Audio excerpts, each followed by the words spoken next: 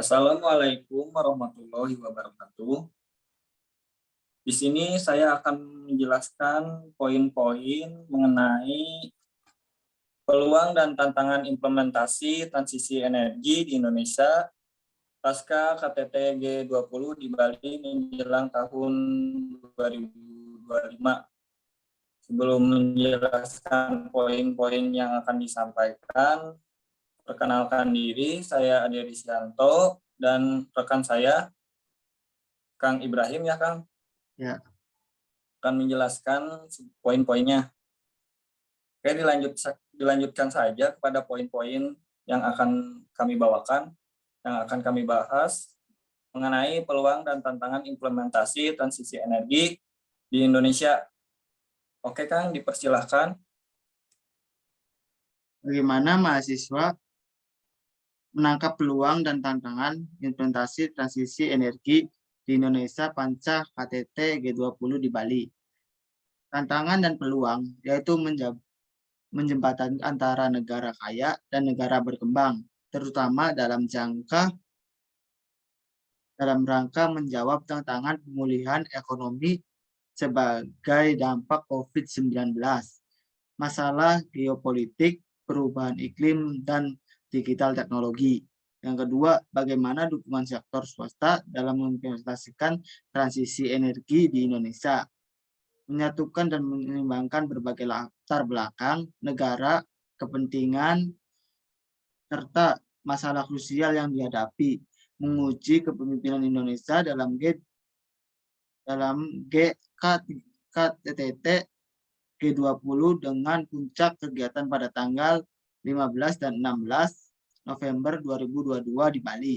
Masalah krusial yang mesti dirumuskan jalan keluarnya adalah tantangan atau atas resiko perekonomian global, resiko krisis pangan dan energi, investasi geopolitik sebagai dampak perang Rusia dan Ukraina, dan potensi perang di negara lain, serta tanggung jawab negara-negara maju dalam risiko perubahan iklim, keseluruhan potensi risiko, program antisipasi dibahas dalam sesi-sesi pertemuan pendahulu yang lama terhadap berjenjang kita semua terhadap pada puncak G20 disepakati keputusan-keputusan terbaik oleh kepala negara yang hadir. Yang ketiga, bagaimana tanggapan mahasiswa terhadap program subsidi mobil listrik di Indonesia menjelang tahun 2050 yang akan menggantikan BBM. Peran swasta, transisi energi menuju energi bersih dan akselerasi tercapai target EBT tentunya tidak dapat dilaksanakan oleh pemerintah sendiri, namun diperlukan peranan dari multi stakeholder baik dari instansi pemerintah, BUMN, swasta, akademisi, asosiasi, hingga masyarakat. Hari ini kita sama-sama menyaksikan peran swasta Sinarmas Land yang telah melakukan sertifikasi REC. Salah satunya bentuk dukungan swasta mengembangkan EBT dalam tempuh dengan memanfaatkan pembangkit listrik tenaga EBT, tanggapan mobil listrik, investasi kendaraan listrik tidak menuju jangka pendek dan sisi urgensinya, tetapi ada prioritas yang ingin didorong pemerintah dalam jangka menengah dan panjang. Katakan untuk mendorong industri kendaraan listrik supaya kita menjadi pemain global dan orientasi ekspor. Mungkin sekian yang dipaparkan dari saya kembalikan ke Kang Ade. Oke, baik Kang, saya lanjutkan ya. Oke, di sini saya akan menjelaskan mengenai perubahan mindset masyarakat terhadap penerapan tarif tenaga listrik non-subsidi. Perubahan mindset masyarakat terhadap penerapan tarif tenaga listrik non-subsidi pasti akan mendapatkan respon yang banyak atau berbagai macam dari masyarakat karena hal tersebut sangat berpengaruh terhadap perekonomian. Jikalau harga lebih mahal dari biasanya, mungkin masyarakat akan mengeluh hal tersebut dan akan terjadinya demo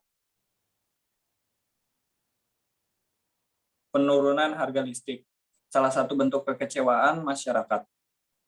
Tetapi, jika harga lebih murah dari biasanya, pasti akan mendapatkan respon yang positif, terutama dari masyarakat. Hal tersebut akan menjadikan mindset masyarakat yang sewaktu-waktu terjadi bila non-subsidi mengalami perubahan harga. Dan juga saya akan menjelaskan poin mengenai apakah tantangan transisi energi di Indonesia dari berbagai aspek. Di komitmen pemerintah, dari aspek pemerintah ya, sampai dengan semester 1 tahun 2020, total kapasitas pembangkit listrik terpasang nasional sudah mencapai 71.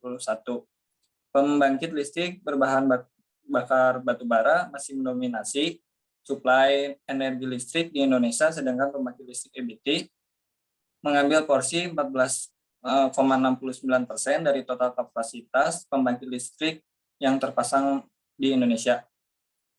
Tren penyedia pembangkit listrik dalam 10 tahun terakhir mengidentifikasikan adanya komitmen pemerintah dalam menyediakan energi listrik yang lebih bersih, mulai dari menyediakan pembangkit listrik yang bersumber dari EBT, mengenalkan teknologi clean coal teknologi atau juga biasanya disingkat dengan CCT, hingga mengenalkan pembangkit variable renewable energy atau VRE yang memiliki karakteristik intermittent dengan potensi pembangkit listrik tenaga bayu dan pembangkit listrik tenaga surya.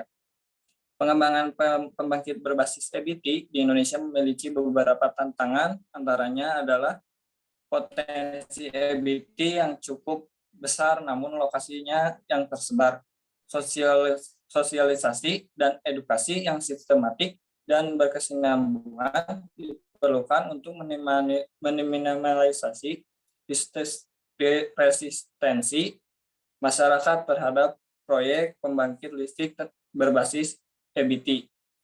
Selain itu, tantangan lainnya adalah ketersediaan pinjaman lunak di dalam negeri yang masih terbatas.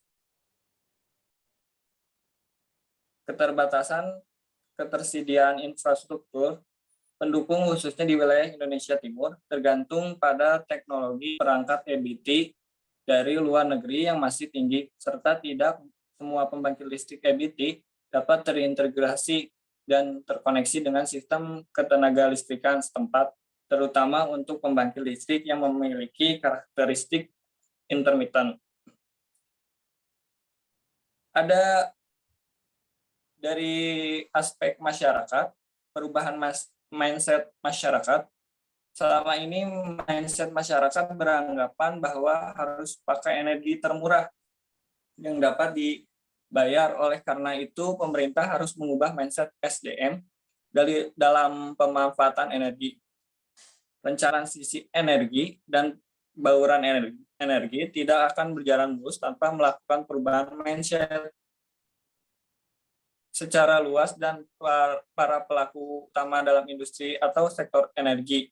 Untuk menunjang perubahan mindset ini, pemerintah sebaiknya mulai terus mengkampanyekan pentingnya pemanfaatan energi fosil